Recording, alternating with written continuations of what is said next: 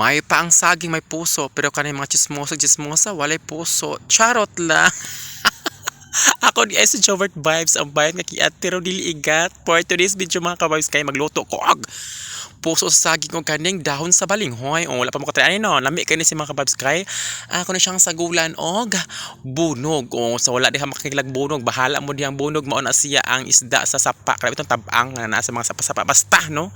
Kay ning libod may nang libod at diri na ni palit ko ana mga ka-vibes tag 50 ang putos. So syempre butangan ako na siya mga lamas asin bitsin unsa pa diha no. Kaya para malabing ang lasa.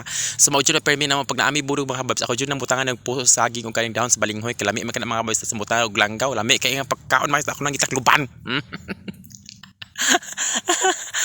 Kaysa una mga kababs, so jud ko na makatry sa unang kababs kaon aning kaning dahon sa balinghoy. Ang una gid ugbos balinghoy, wa jud nakatry mga kababs.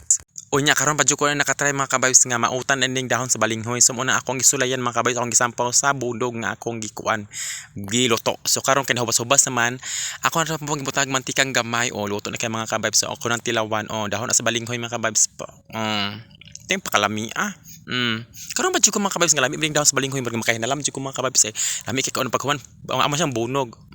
Di ba? Paghuman puso saging nga lami kaayo. Mga unta ninyo pak.